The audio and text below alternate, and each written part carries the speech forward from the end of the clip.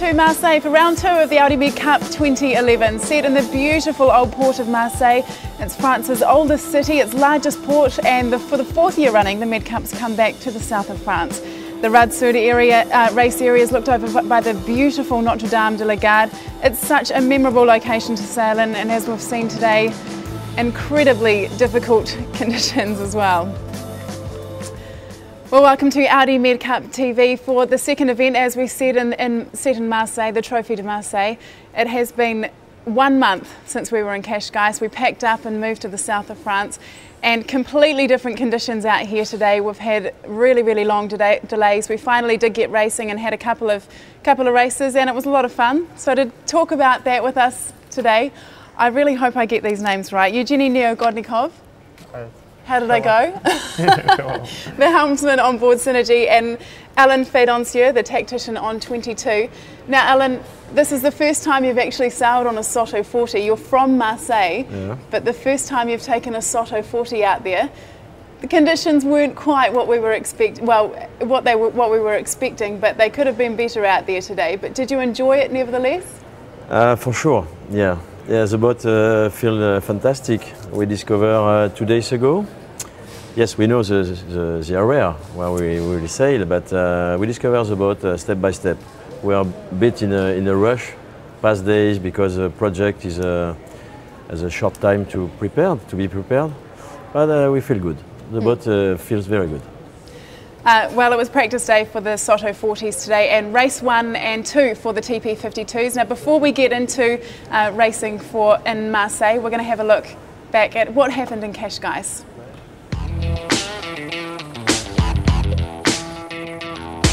The second event of the Audi MedCup kicks off in Marseille, and it's got a lot to live up to.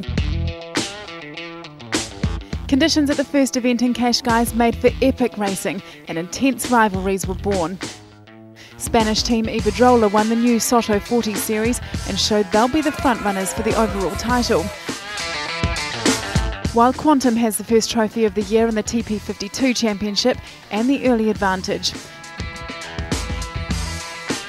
We had a really good racing at Cascais. We sailed reasonably, kept ourselves out of trouble. We were going reasonably fast upwind, and we really improved downwind, which kept us in the game. And now we're here in Marseille.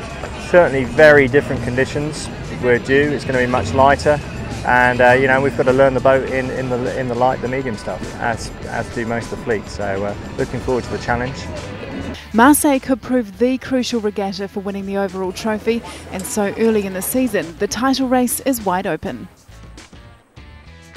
So here's how the leaderboard looked after Cascais. Quantum Racing on 19 points and so far ahead of the fleet. They had a fantastic regatta in Cascais in strong winds. Ahead of Container, they were kind of the surprise result of Cascais actually. I mean, they'd only been with their boat a week, and then sitting there in second after Cascais. And Audi Azzurra team, they were battling with Container for that second place but came up third.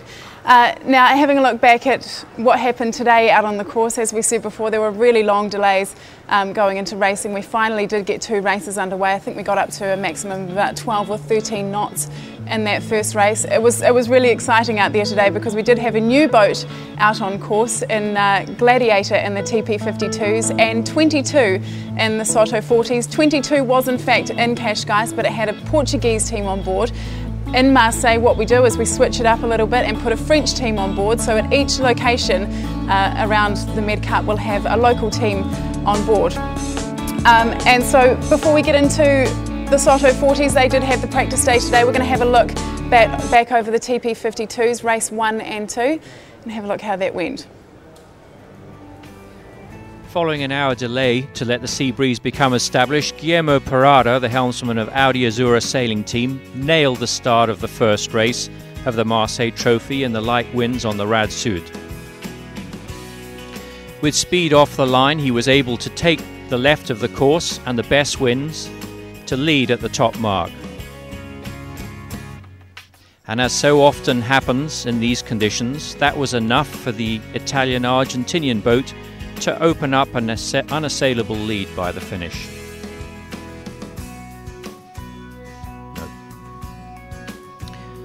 Quantum Racing, the champions from Cascais Trophy, sailed just 1 month ago, struggled to recover from a poor start, but eventually got back to 4th place at the finish. And Container, runner-up in Qashqai, didn't fare as well, not managing at all to work back to the top, finishing the first race in 7th place. Just ahead of Tony Langley's Gladiator, sailing their first ever MedCup regatta.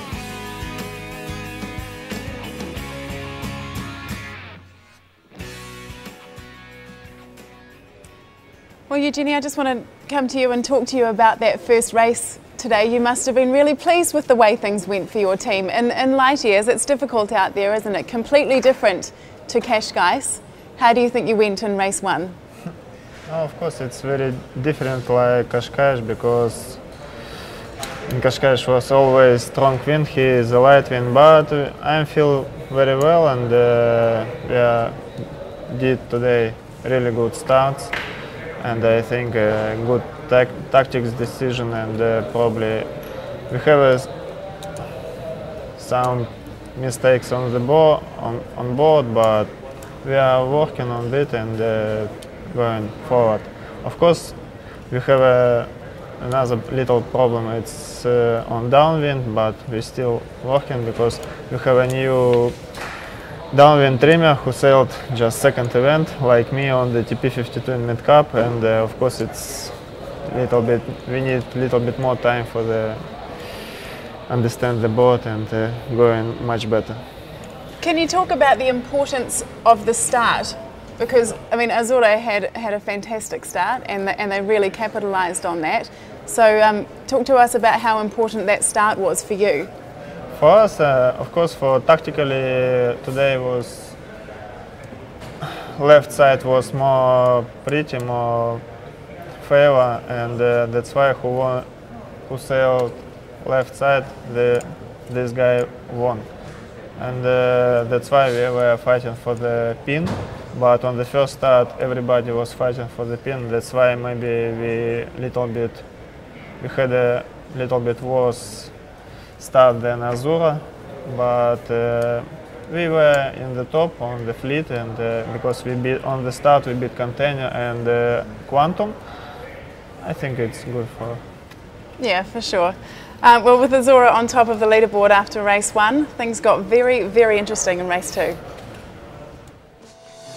Following another long delay due to unstable winds, the second race of the day got going in just 5 knots of wind late in the afternoon.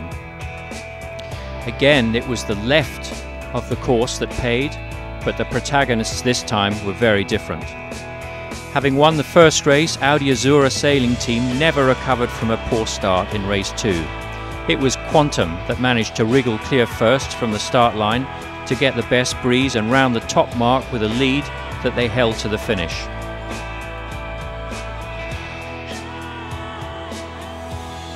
The most consistent player of the day was the Spanish Bribon, who sailed smartly to add a 2nd place to the 3rd achieved in the first race, putting them on equal points with the leader overall, Quantum.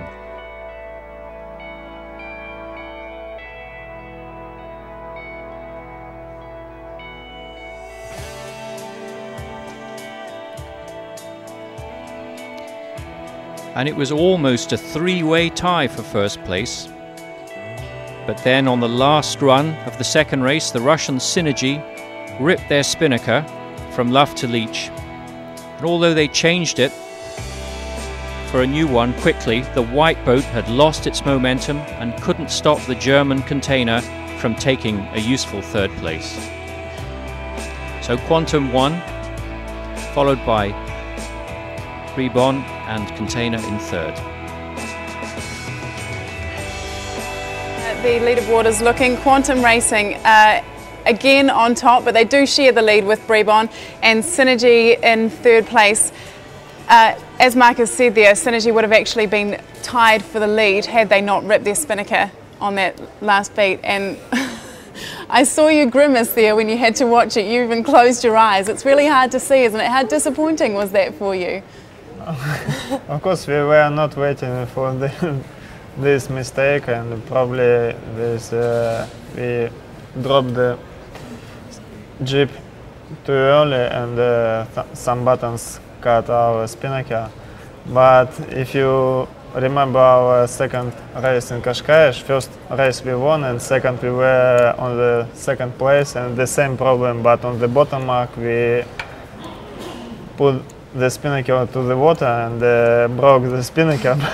And now when we are on bottom mark, I say, oh, everything is okay, it's nice, but on the top mark we did again, they broke the spinnaker fully.